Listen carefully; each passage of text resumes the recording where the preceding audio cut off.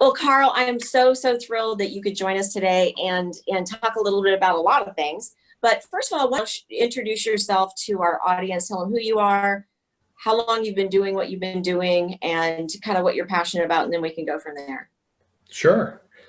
Well, first of all, thank you for having me here. It's definitely an honor, and I know you have a great audience that really listens to a lot of what you bring to the table, and I'm happy to be able to share.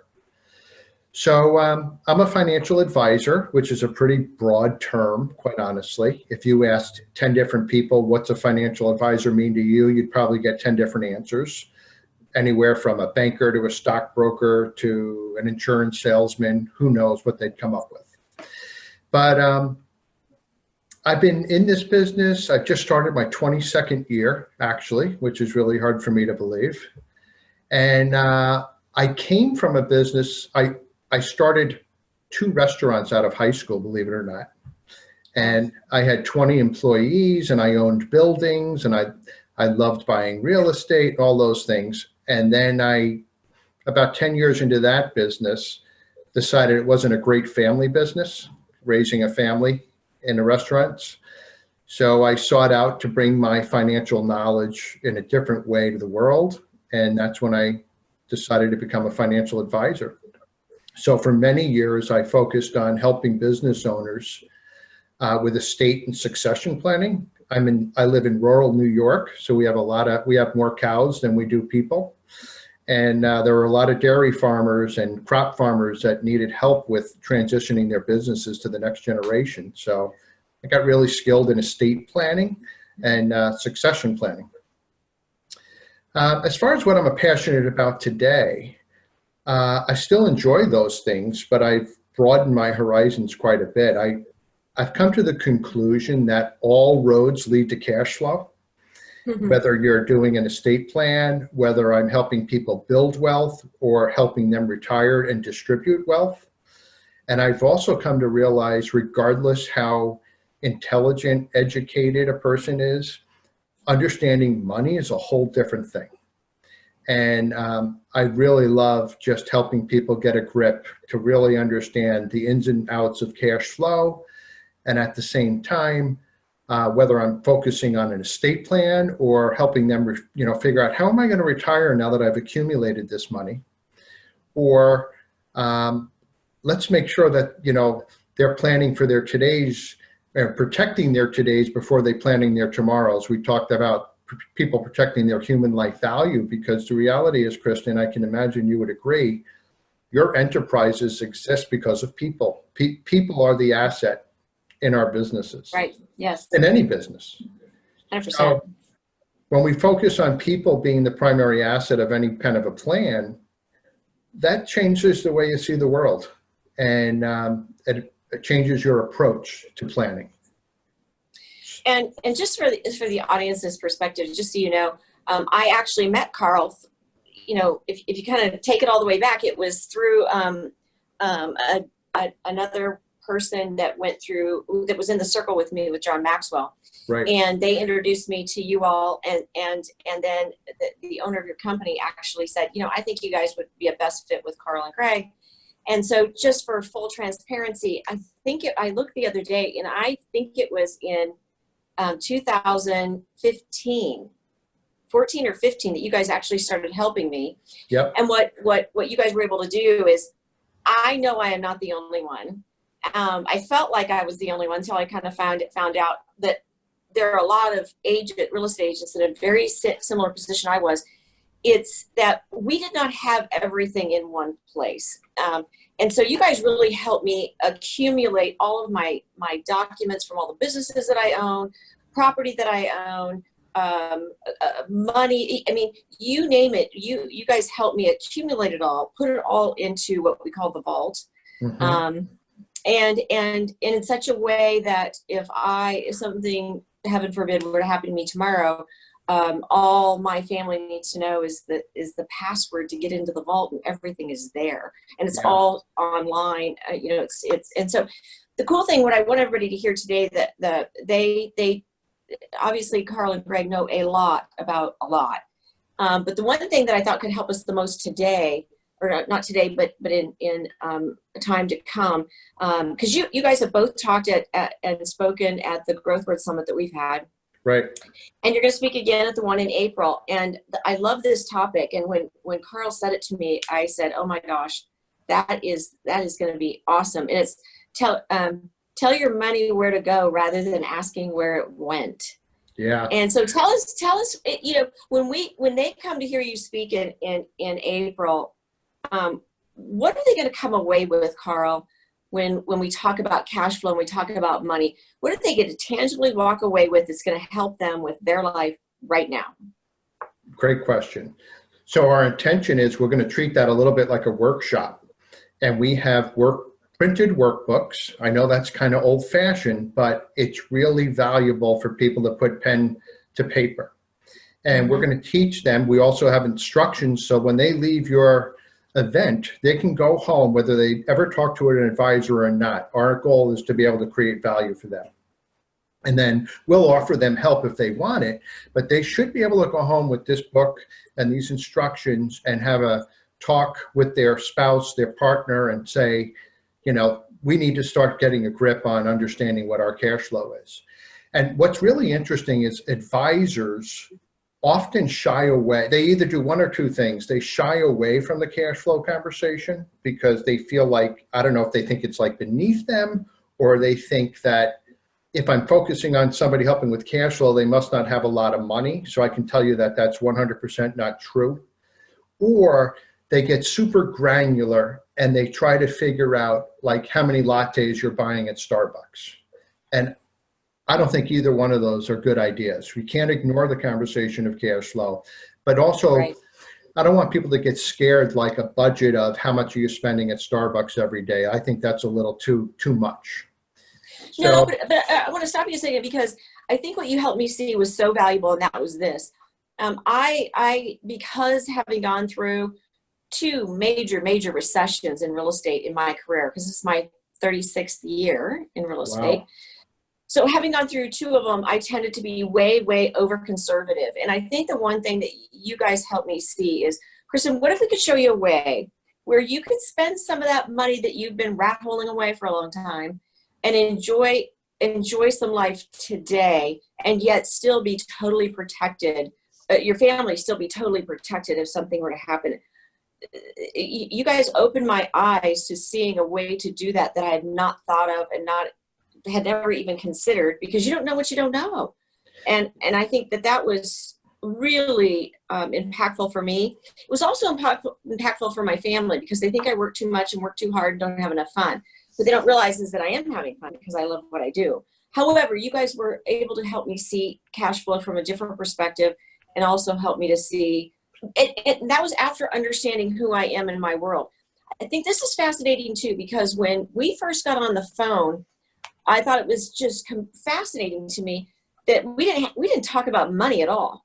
When we first got on the phone, our conversation, your conversation with me is, what's super important to you? What do you really want? And it was a conversation about what I value and what's important to me, before you ever tried to help me understand what I should or could be doing with money and with cash flow. So I'm super, I was going to say, excited about continuing to bring this conversation up, because I think what you found by talking with a lot of the people that come to the summit who end up reaching out to you is that I'm not alone. No. And what I've realized, I've never worked with as many realtors as I am now. And it's not fair to put everybody in the same group, but you guys are really busy and running really hard. Yes. And stepping over some really important things that need to be handled. Right. And I feel like I have enough of a sample of people to say, wow, this seems to be a common denominator amongst real estate agents. I don't know if it's accurate or not. Well, no, that's true. And that's where you actually said, hey, I think we need to have a separate class or webinar on this one thing, because this seems to be a theme that with top agents, I mean, these are some of the best who still are struggling with some of these issues about how, to handle money. I mean that with a deep respect, because it wasn't that I didn't have, that you were trying to solve a cash flow problem for me. Right. But what you, in seeing the big picture, we are running so fast that we are stumbling over things and not paying attention to things that we should be paying attention to. Yeah. And actually, I would say 3 out of 10 people, I actually help them learn how to spend their money more, like you just described. That's what you did with me. Right.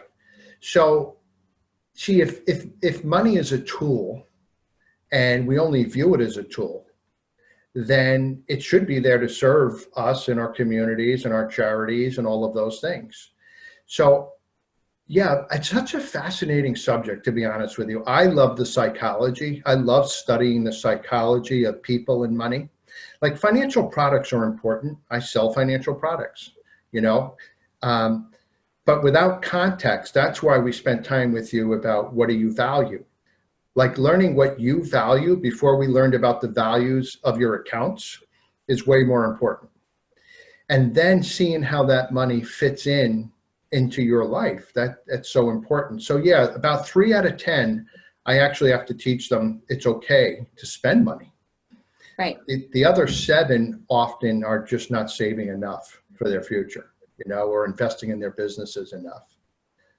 I will say a couple of things, you know, and I think your group has moved on beyond this, at least most of them, but when people commingle their business income and their personal expenses, that's a disaster. Right. And yet we still come across it. And to your point of the recession and really learning the lesson of, I can't count on this cash flow just because it existed in whatever year it was. And it had nothing to do with you doing anything wrong that you couldn't count on that cash flow. Yeah, you got to be prepared for that, because it can be really painful. That's why, I don't know if you can see my sign. It says, happiness is a positive cash flow.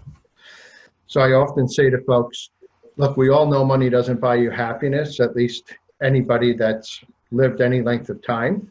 But I dare you to be happy with a negative cash flow. It just doesn't work. And I didn't create those rules, right? You can't buy groceries with feeling good. Like, cash flow is part of the system. It just is. It just is. It just is. Very true. So, you know, you talk about having a workbook and something for them to tangibly walk away with and sit down with, you know, their family or their significant other, their spouse, or, you know, and actually work through this process. At the end of the day, what have you seen with the results? What have you seen people be able to, I mean, you guys have worked with me for a long time, because I'm kind of a slow study and super busy, and we have to make our appointments way out there. But what can people expect to learn and or to be able to come away with using the tools and systems that you're going to share with them? So our promise is that this will help demystify the complexity around cash flow, because we're going to teach people how to average out the numbers and what trips them up. We call it the circle of confusion. The circle of confusion is, especially if you're in business for yourself, but even if you're a W-2 income earner, is that husband and wife might have different pay frequencies. They have bills that are due different times. They have so many options to pay those bills, whether it be online or a checkbook or a debit card or a credit card. And this commingling of so many different things causes this circle of confusion. So our goal is to remove that complexity, number one.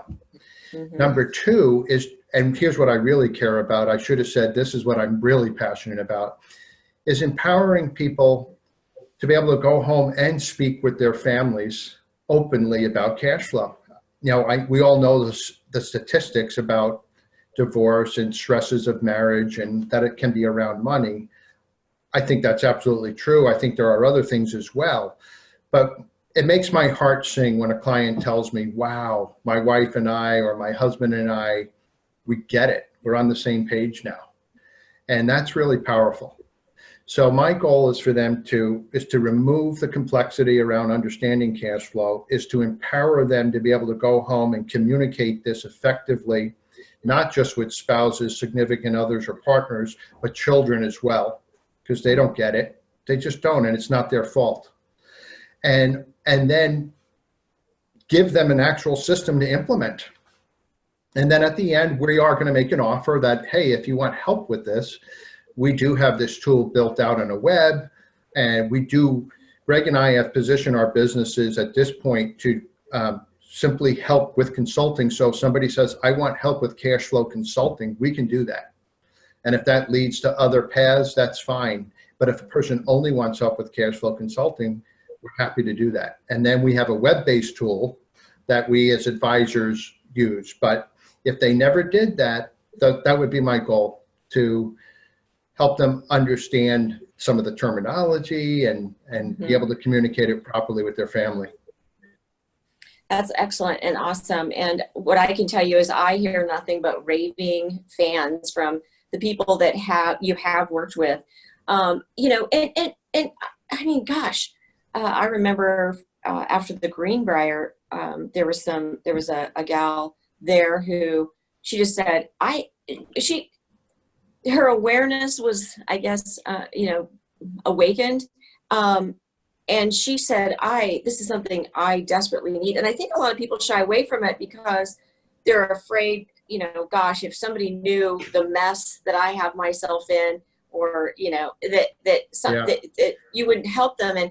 And what I want them to know is that it doesn't get well, you guys told me it did, so that made me happy. But I was going to say, it doesn't get any messier than what I had. I mean, I have a lot of stuff going in a lot of different directions with a lot of different companies. And just for me, I told you the peace and satisfaction I have now, knowing that everything is in one place, and you know, that there's a plan, and that, you know, we call it the house, you know, the roof of the house, the foundation of the house, and the living balance sheet. Yep. Yes. I love that. So I just don't want anybody to be afraid of sitting down with you guys, because what I can tell you is that it was, to me, the anxiety and the relief that I have, knowing that is all in place now. I mean, we still have some outstanding items that we're working on, but it's just a relief, and it can be a relief to. I think, you know, money is a huge stressor, whether you have a lot of money or you don't have a lot of money. Right. It's a stressful. It's just stressful. The stressors change, but you're absolutely correct. I've worked with people of very significant means, and you would, you know, as outsiders, we think, oh, they must be all squared away and all set. And I have to tell you, I'm going to go see a lady tomorrow whose husband passed away a few years ago. She inherited a couple of businesses. Remarkably, the businesses have succeeded. He must have been a really good businessman, because she's not involved in them. But what a team. And my partner that I'm going to work with, it's not Greg in this case, but he said, I think they're all set. They've got a really good accountant and a really good attorney. Well, I've seen the work now, because she let us in. Yeah, it's okay. It's not great. And she really doesn't understand. And these guys have a $15 million tax liability that nobody knows about. It's just shocking to me. So it's actually the opposite. I think the busier people are, the messier it is. You know? I absolutely agree with you. I think the other thing that was super helpful to me is you all helping me position myself so that what you just said isn't going to happen in my family. Right. So I think, and you know, obviously mine was very complex, because, as you know, I do have a couple of children with some health issues, and so you guys were helped. Even that, you know, what Jen was able to do in the trust document that she created for us, and making sure that all that was covered, I thought was really amazing. It really was nothing short of that. That makes me happy. So I don't know if there's anything else, any other. I mean, we've said a lot today, but yet we haven't said a lot. So I don't know if there's anything else that you want to leave folks with in terms of the Growthward event is the 18th through the 20th in April, right here in Phoenix, Arizona. You guys are going to be there. And obviously we have a lot of other great speakers that are, some of them like you, not real estate related yet, very important. And some of them real estate related both. So is there anything else that you want to leave people with before we sign off today, Carl? I actually would. I'd like to tell people, and this is an unsolicited plug, but I was at Greenbrier and I figure, hey, look, if I'm going to come here, and yes, I'm here as a presenter, but I might as well be a student in the room as well. And I got a lot out of the Greenbrier event. I say that because it was our second event that we were presenting. So maybe the first one, I got a lot out of that one too, but I think I was a better listener the second time. And I really applied, and I shared my things I applied with you. Yes, you did. I genuinely took 4 or 5 recommendations that you personally made to heart and implemented them. And we are on our way. It has made a big difference. And the big ones I remember were that going from success to significance can be messy, and that's okay, and that you don't need to know the how. And the other one I think was that I had to surround myself with people that were smarter than me. And I've actually done that, and that was only in December? No, when was that? That was April or May. The transformation has been ginormous. So I just want to encourage anybody who's considering or on the fence that there might be one golden nugget here that makes all the difference in the world. And I attend a lot of stuff, and what I've learned is that I have to listen to this much, like a ton, and give this much time to get that much. But that much makes that big a difference. That's my takeaway. Like 100%. So I just want to encourage anybody that's on the fence and that is hesitant in investing in themselves. If you're the asset, this is where you need to invest first. So if they go to growthward.com, they can just click on events and it will come up, the event in April, and they can sign up for it. I appreciate you saying that because our goal is to, just like your goal is to make sure that financially and from all different perspectives to protect and to help.